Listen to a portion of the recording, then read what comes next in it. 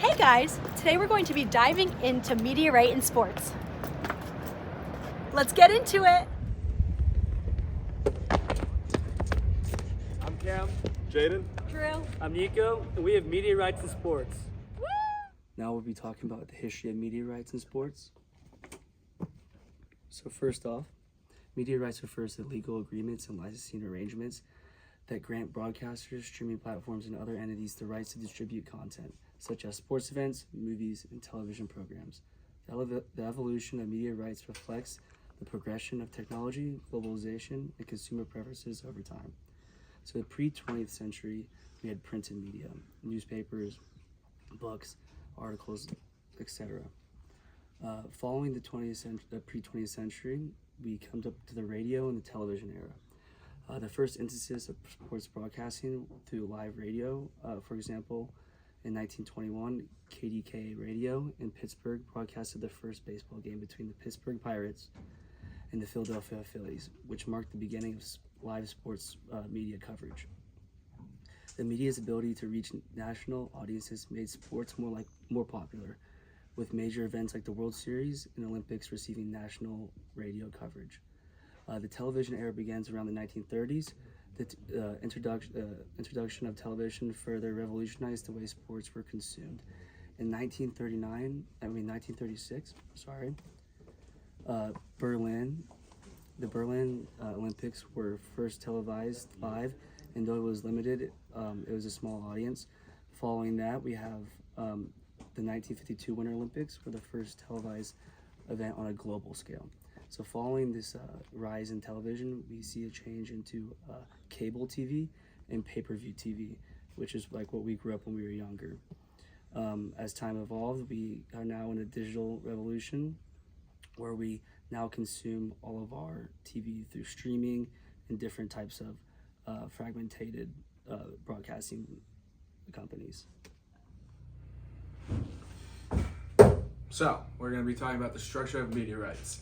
The structure of media rights is typically organized through licensing agreements that define the scope, duration, and platforms for content distribution.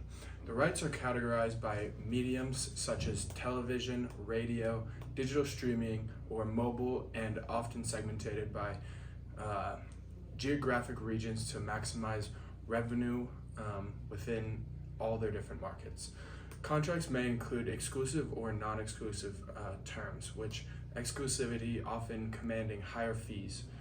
Media rights are also structured around specific time frames. Media rights are such as different seasons for the different sports leagues or duration of a film or series release. Increasingly, rights are divided into primarily live broadcasting and secondary highlights or on-demand access categories, allowing rights holders to monetize content across multiple platforms. Payment structures may involve upfront fees, revenue sharing models, or hybrid approaches. With the rise of digital platforms, rights structures now also account for emerging technologies like virtual realities, ensuring ability to future innovations. The multi-layered structures allows content owners to strategically maximize audience reach and financial returns. How media rights will change in the future sports trends in media. So first there's personalization. With AI-driven content, recommendations will influence media rights value. With globalization, companies will continue pursuing international licensing deals. With emerging markets, media rights in Africa, Asia, and Latin America are becoming increasingly valuable. Decentralization, blockchain technology may lead to more direct media and management. Team retaining the rights to their media and using advertisement as a source of revenue. For example, the Victory Plus. Now we're going to talk about everybody's favorite thing, money. So revenue generation in media rights is primarily through licensing agreements when broadcasters, streaming platforms, or other distributors pay the agency for their content. So there's agencies like NBC, ABC, but now in this new age, we've seen streaming platforms like Netflix, Max, and Hulu. Now all of these are paying big money to these sports teams to get their favorite thing, subscribers, which is where they generate their revenue from. And in addition, they can go ahead and generate revenue from advertisements that they can play on the TV. So advertising and sponsorship play a critical role in media rights as they can monetize it through their broadcasting and streaming. Secondary rights such as highlights, on-demand access, and global redistribution provide additional revenue to these streaming services by repackaging and selling content to different markets and platforms. The growing importance of digital platforms, coupled with technology advancements, continues to expand revenue potential in the media rights industry. Go. Now I'm going to hand the ball off to Nico. Now we're going to be getting into difference in media rights in different sports. So media rights vary specifically between sports due to differences in audience demographics, global appeal, event frequency, and competitive structures. Global sports like soccer generate massive revenues through multi-region deals as events like the FIFA World Cup, Champions League, and different leagues like Premier League, La Liga, Serie A, and a variety of different leagues throughout Europe and around the world. They appeal in diverse international audiences. In contrast, region-specific sports like American football, specifically the NFL, or cricket in India, secure high-value deals within their dominant markets, with the NFL achieving billion-dollar agreements primarily in the U.S. League-based sports, such as the NBA or the MLB.